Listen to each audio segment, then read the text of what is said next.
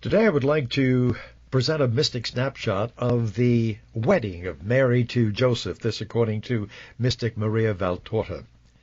2 months after their betrothal, the wedding took place. Mary is dressed as a bride in snow-white linen that looks like silk. A belt of gold and silver medallions held together by little chains encircle her slender waist. The dress is very wide and forms a sort of train.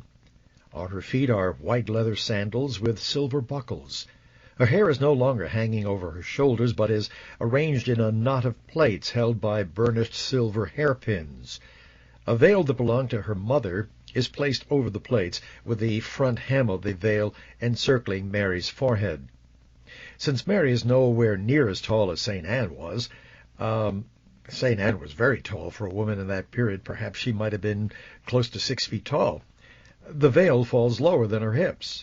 She has nothing in her hands, but is wearing bracelets on her wrists. These, too, belong to her mother and are heavy and cover the back of her hands. Although this is a solemn occasion, many of her girlfriends twitter gaily, asking a lot of questions about her dress and her jewelry. And one asked Mary if the bracelets were her mother's. Mary replies that the bracelets indeed were worn by her mother, but they actually belonged originally to her paternal grandmother.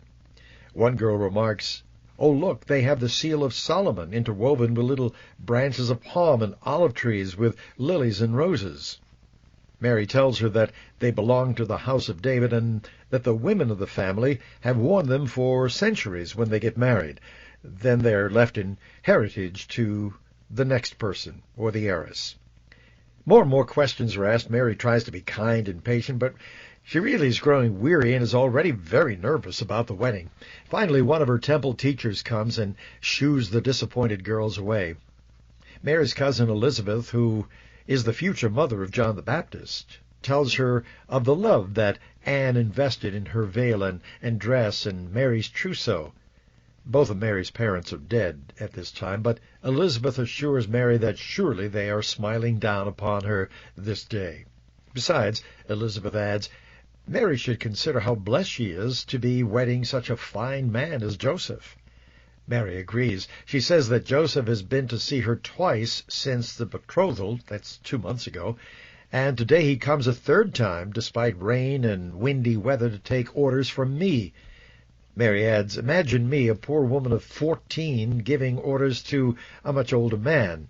Gotta figure Joseph is about 30 at this time. He has denied me nothing. He does not even wait for me to ask for things. I think an angel must tell him what I want, because Joseph tells me before I can even speak.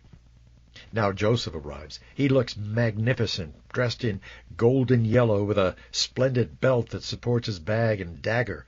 On his head he is wearing a turban that surrounds him like a hood held in place by a precious ring, a thin wire of gold to which are tied small branches of myrtle.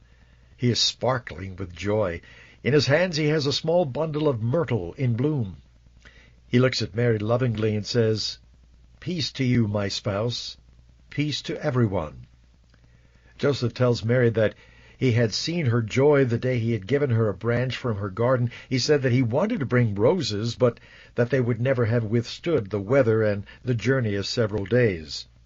Mary thanks Joseph very warmly and then is about to take her large white mantle and put it on her shoulders. But Joseph steps in and helps her fasten it with a silver buckle. While they are waiting for the high priest, Joseph takes Mary aside and says that he understands her promise to the Lord to remain a virgin, and he promises chastity for as long as they live. After professing his eternal love and devotion, Joseph leads Mary by the hand towards the door. All others follow them. They walk through yards and porches with crowds watching. They arrive at a hall outside the temple, and they walk to a tall lectern that resembles a desk. There they wait. Finally, the high priest enters. The crowd wonders if he is going to marry them. The answer comes quickly as he joins Mary's right hand to the right hand of Joseph and blesses them. He says, "May the God of Abraham, Isaac, and Jacob be with you. May he join you and fulfill his blessing on you, giving you his peace and numerous descendants with a long life and a happy death in the bosom of Abraham. He then withdraws as solemnly as when he entered, and the promise has been exchanged. Mary is now the spouse of Joseph. And just like that, the wedding is over. But there's no party. Instead, Mary and Joseph go to a hall where they stipulate the wedding contract as prepared by Israeli law. Mary agrees to give Joseph her dowry, which includes her house and estate, which she inherited from her parents. Now, note here about marriage in Israel in those days. It was composed actually of two phases, the engagement and the wedding. The wedding was essentially established with the engagement. Remember when Joseph was originally selected from many candidates to be Mary's spouse? Well, that's the first time they met. The high priest introduced them to each other and gave them a blessing. The couple then hammered out the details of the marriage contract, and then they each would return to their respective homes. They did not live together at that point. It was only after they gathered again before the high priest and he joined their right hands and pronounced the blessing that they were officially married and could live together as husband and wife. This is Joe Roberts.